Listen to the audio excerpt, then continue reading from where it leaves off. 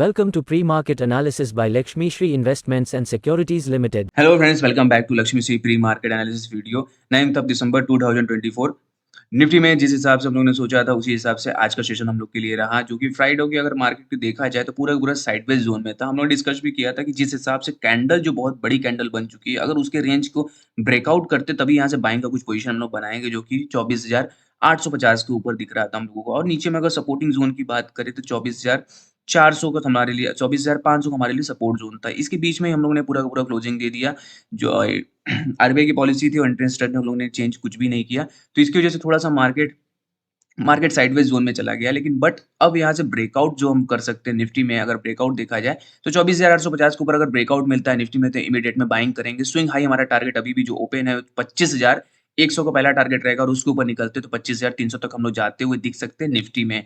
नीचे में अगर देखा जाए तो हमारे लिए जो सपोर्ट एरिया बहुत इंपॉर्टेंट रहेगा 24,500 का रहेगा। 24,500 के अगर नीचे हम लोग आते हैं तो हो सकता है कि एक से दो सेशन में और भी हम लोग को साइडवेज जोन मिले और पूरा का पूरा वॉल्यूम जो है ड्राइव होता हुआ मिलेगा। उसके बाद जो बाउंस बैक मार्केट में आएगा वो बहुत शार्प बाउंस बैक रहेगा। ऊपर में जो टारगेट्स हमारे रहेंगे उस सारे टारगेट को हम लोग कवर करते हुए चल सकते हैं।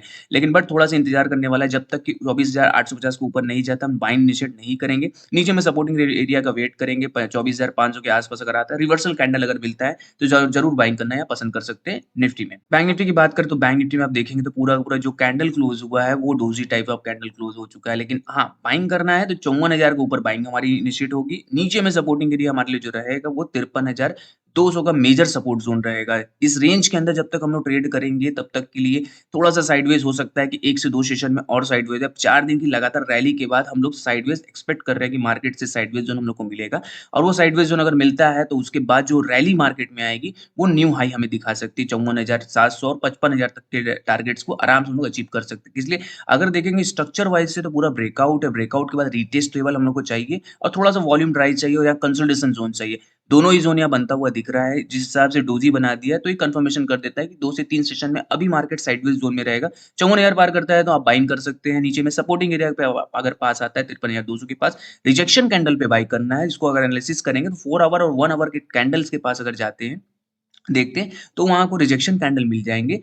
53,000 अगर 200 के पास आता है तो रिवर्सल पे बाई करेंगे, और बाइंग अगर ऊपर में करता है ब्रेकआउट पे तो 54,000 के जब तक ऊपर नहीं निकलता बाइंग नहीं करेंगे, वेट एंड वॉच करेंगे। अच्छे ट्रेड जरूर मिल सकते हैं, लेकिन अगर हड़बड़ा के कोई ट्रेड हम लोग लेंगे तो हो सकता है कि ब्रेकआउट फेल होता हुआ हम लोग को दिखे। तो थोड़ा सा इंतजार कीजिए, बैंक निफ्टी में अच्छे ट्रेड जरूर मिल सकते हैं लेकिन 54,000 के ऊपर। मिड कैप की बात करें तो मिड कैप में फाइनली हम लोगों ने जिस हिसाब से अपने टारगेट्स को अचीव कर लिया है, तो टारगेट को अचीव करने के बाद नीचे में जो सपोर्टिंग जोन हमारे लिए मिड कैप का रहेगा वो 12,800 का रहेगा। जब तक 12,800 को हम लोग सपोर्ट जोन की तरह ट्रेड कर रहे हैं, उसके नीचे जब तक नहीं जाते हैं रिवर्सल हम लोग को नहीं मिलेगा डाउन ट्रेंड में। ओवरऑल देखा जाए तो जिस हिसाब से कैंडल क्लोज किया यहाँ हैवी एक रेड बार के साथ हम लोग ने क्लोज किया, तो चांसेस ज्यादा है कि 13,100 के ऊपर अगर हम लोग निकलते हैं कल के सेशन में, मंडे के सेशन में अगर 13,100 के ऊपर निकलते हैं तो इमीडिएट में बाइंग होगा। टारगेट्स अपसाइड हमारी जो रहेंगे 13,280 तक के टारगेट लग रही है। शॉर्ट टर्म में ये भी टारगेट आते हुए दिख सकते हैं, लेकिन निफ्टी और बैंक निफ्टी दोनों थोड़ा साइडवेज जोन में लग रहे हैं। तो अगर साइडवेज आता है तो यहाँ मिड कैप में भी हम लोग को साइडवेज एक्सपेक्ट कर रहे हैं कि ये भी आता हुआ दिखेगा। सपोर्टिंग एरिया हमारे लिए इंपॉर्टेंट रहेगा मिड कैप का। हम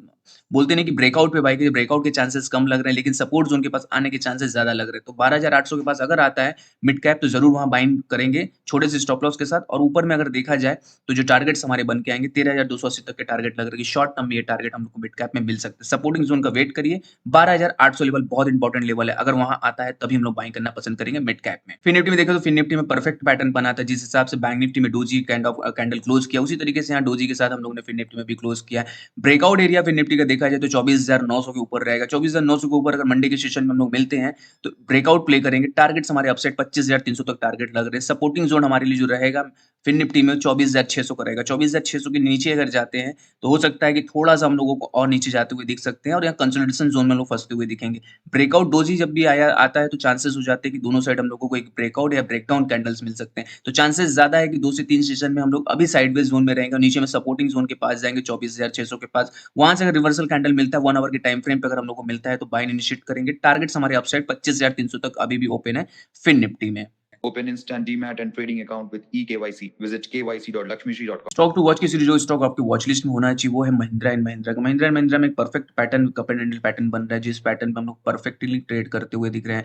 अगर आप देखेंगे तो इसको परफेक्ट वीसीपी पैटर्न भी इसको बोल सकते हैं, 3 वीसीपी पैटर्न भी यहाँ बनता हुआ दिख रहा है। जो भी यहाँ हाईज जो भी हाईज बन रहे हैं, हायर हाईज बनते हुए निकल रहे हैं ऊपर में, और बहुत ही अच्छे तरीके से कल के सेशन में हम लोगों ने डोजी कैंडल पे यहाँ क्लोजिंग दे दिया है। तो चांसेस ज्यादा है कल के सेशन में अगर 3120 के ऊपर हम लोग को मिल जाता है तो इमीडिएट में बाइंग करेंगे। स्विंग हाई पहला हमारा टारगेट रहेगा 3240 तक लगता है। स्विंग हाई को हम लोग इस टारगेट को अचीव करेंगे और उसके बाद उसके ऊपर अगर जाते हैं तो 3350 तक के टारगेट लग रहे हैं कि महिंद्रा एंड महिंद्रा में ये टारगेट हम लोग को आते हुए मिल सकते हैं। ये एक बहुत ही बेहतरीन पैटर्न है। अगर ब्रेकआउट यहाँ से मिलता है 3120 के ऊपर हम लोग अगर कल के सेशन में मिलते हैं तो इमीडिएट में मंडे के सेशन में अगर 3120 के ऊपर हम लोग आते हैं तो इमीडिएट में इसको जरूर बाइंग करेंगे। टारगेट्स हमारे अपसाइड लग रहे हैं 3250 और 3300 तक के टारगेट लग रहे हैं कि शॉर्ट टर्म में ये कैंडिडेट एक अच्छा रिटर्न निकाल के दे सकता है।